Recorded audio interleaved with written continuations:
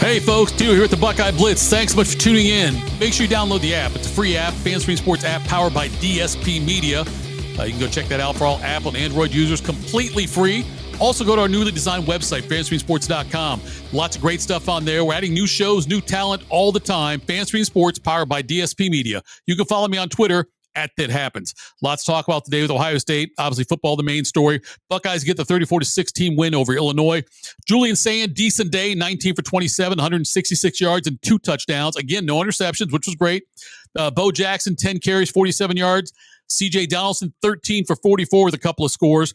Jeremiah Smith had a touchdown, 5 for 42. Carnell Tate, Max Clare, each caught 4 passes. Looking at the Ohio State game now, though, for this, looking at the game against Illinois, and where they need to be going forward with Wisconsin on the horizon in Madison. The running game's got to get better.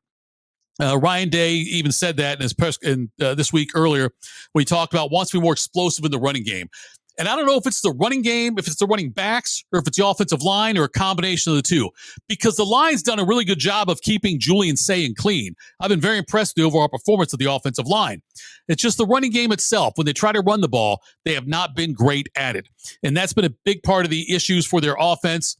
And I'm not sure if it's them being conservative or them still trying to figure things out. But I expect Isaiah West to get more play. Isaiah West played a little bit in this last game against Illinois, and I think you'll see him make more of an impact. He and Bo Jackson are both really home run threats, Bo Jackson especially. But Isaiah West also, though, can provide that spark. I think we'll see them try to get him more involved now, especially in this game against Wisconsin, where Ohio State should get out to a comfortable lead and be able to cruise. We'll see, though, offensively, though, that's the one thing I'm looking for. I want to see more consistency and more explosiveness and more with that running game. And again, I don't think it's the offensive line, but we'll see how they go forward on that. Defensively, Buckeyes had 4 sacks of Luke Altmaier. Luke Altmaier comes in, much like other quarterbacks this year have come in to play Ohio State with a lot of hype around them. Like, this guy's a playmaker. He's a threat and all this stuff, like Williams from Washington. And Williams is a great quarterback for Washington, by the way. He just got shut down by Ohio State. Same with Altmaier. Peyton Pierce had an interception, but they do a great job. Matt Patricia continues to do a great job of getting this team in the right formations and making calls on the fly. He will adjust to he'll see what the offense is doing on the other side of the ball, and Matt Patricia, will make adjustments as needed. Done a great job of that so far this year. The other thing needs to improve on this team, and it's so fun nitpicking an undefeated number 1 ranked team in the country, but the punting game. And they don't punt much. So, it's fair to say we don't see them out there kicking the ball very often. Joey McGuire, 37.8 yards per punt. And Day says he will continue to evaluate the punting situation. And he just simply said Joey is the punter right now. So the right now part, obviously, that could change depending on what happens going forward. But right now, Ohio State's sticking with Joey McGuire. But we'll see if they need to change that, because you don't want to have a punt or a poor punt, poor execution impact a game down the line. Shouldn't be the case this week, because Ohio State takes on Wisconsin. Wisconsin's 0-3 in the Big Ten, 2-4 in the 0-3 in the Big Ten, 2-4 overall. The Badgers, in their last 4 games, I found this stat to be interesting. The Badgers, their last 4 games, they've lost 4 straight. The combined total scores of the game is 126-34. Their offense has scored 34 points combined last 4 games. Ohio State's last 4 games, they've given up a total of 34 points, the same amount. They've outscored their last 4 opponents, though, 137-34. Wisconsin coming off a 37-0 loss in Madison to Iowa last week. Yes, Iowa scored 37 points, and they only played 4 quarters. Usually I would take Iowa 7 or 8 quarters to get to 37. Wisconsin somehow gave up 37 in that game. If you look at the way by the way, Ryan Day also talked about just some of the important things. You hear it every week with Ryan Day when he talks now. It is more about not really the opponent or what the opponent did against Ohio State. It's more about he's still got that same mentality. Ohio State's playing Ohio State every week. They are going against their own expectations. And they probably get better work. They get better practicing against themselves than they do playing a game against an Illinois or a Wisconsin, somebody like that. So they said all the right things about Wisconsin. They play hard, well coached, they have good players, all that stuff. But truth of the matter is, Luke Fickell will be the next Big Ten head coach fired. And it just kind of depends on when they want to bite the bullet and pay the buyout for him. James Franklin, of course, gone at Penn State. I got to believe Luke Fickell's the next one. Luke Fickell did not forget how to coach. He's still a good coach. He may have to go through that whole a rehab tour, much like Chip Kelly did when he left UCLA to go to Ohio State, and now he's back at the NFL as a coordinator making a lot of money. You may see him have to do something like that, like the way Saban used to bring guys in who got fired. Sarkisian is one of them, Lane Kiffin, where they lose their job and then they go and be a coordinator for a team. They have superior talent in every game. They look like they're a lot smarter, and then they end up getting a head coaching job somewhere else. Fickell, probably the same thing. He may have to, who knows, come back to Ohio State when Matt Patricia ends up going on to something else, which hopefully won't be anytime soon. But when Matt Patricia does choose to do that, Fickell might be a guy to fill in there as a DC for Ohio State.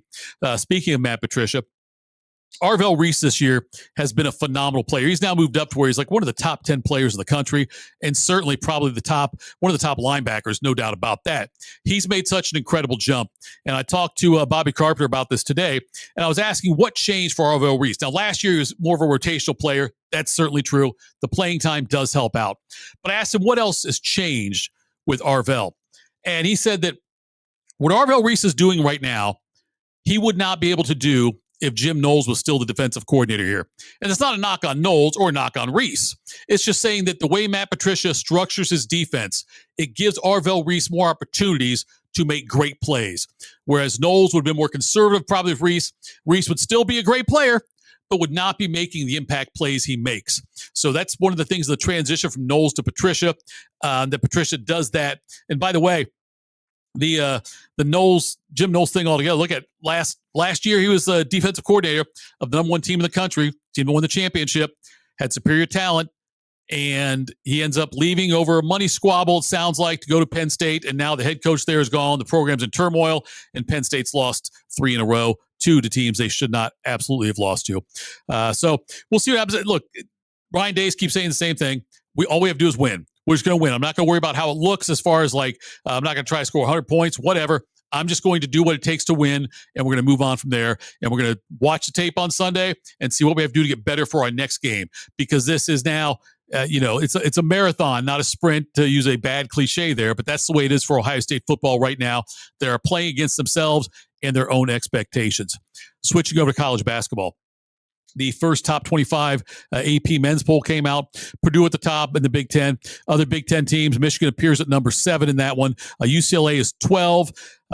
Illinois is 17. Then you also have Michigan State at 22 and Wisconsin at 24. Ohio State among those that did receive some votes, but not enough to get the top 25, obviously. And there's talk of a secret OSU-Tennessee scrimmage. We know they have a scrimmage against Ohio University coming up, but this is a very critical year for Jake Diebler. He has an All-American candidate in Bruce Thornton back, and John Mobley Jr. is another great player they have coming back who can score he's scoring spurts. And they have some new proven talent in via the transfer portal. They have more proven size. So this Ohio State team, I'm hoping that they learn their lessons from last year's transfer portal. Look at the guys that Jake Diebler brought in. What they were 5-star guys, 4 or 5-star guys who did not get a chance or did not excel at their schools, at Duke, at Kentucky, like Bradshaw, Kentucky, but that underperformed and moved on for another opportunity where they could be a starter and play more minutes.